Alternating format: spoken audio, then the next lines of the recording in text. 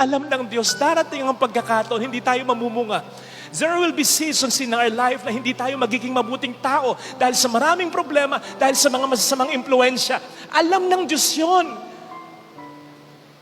Kaya hindi niya sinabing, pag hindi ka, isang beses kang hindi mamunga, wala ka na.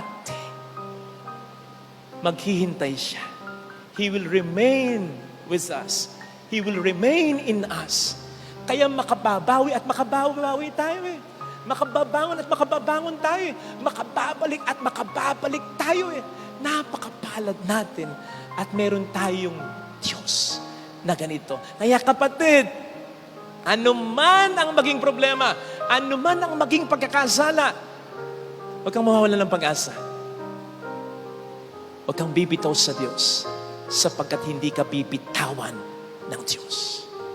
Alam po ninyo, sa palagay ko lang, ang isang kaparusahan ng mga taong nagpakamatay dahil sa matitinding problema ay yung kapag naharap sila sa Diyos at sasabihin ng Diyos sa kanila, anak, bakit mo ginawa yun? Hindi lang dahil kinuha mo yung buhay mo kung bakit tinatanong kita kasi hindi naman kita binitawan eh.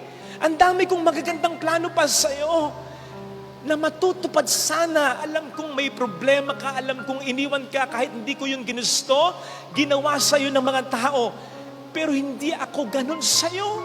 Marami ka pang magiging mabubuting kaibigan, marami ka pang mga magagandang naranasan, pero kinitil mo yung buhay mo.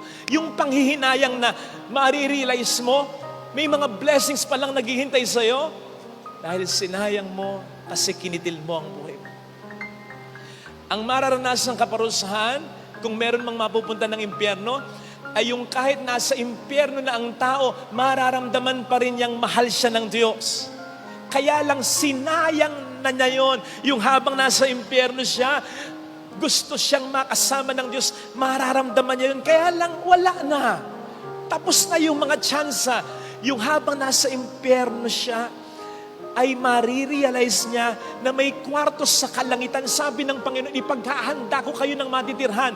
May isang kwarto doon na para lang sa Kanya, nakapangalan sa Kanya, pero wala nang uukupa sapagkat yun ay para sa Kanya. Pero bakit nasa impyerno siya? Tinanggihan niya. Kapatid, huwag tayong mawawala ng pag-asa kasi hindi tayo bibitawan ng Diyos. Sabi ko nga minsan, kahit isang daliri na lang yung nakakapit, ikapit mo pa rin. Sabi naman ng Panginoon, kahit sinlaki lang ng butil ng mustasa sa pananampalataya natin eh. Okay na yun. Basta, wag na wag tayong bibigay, bibitaw at mawawalan ng pag-asa. Ito sana ang hilingin nating biyaya sa ating banal na misa.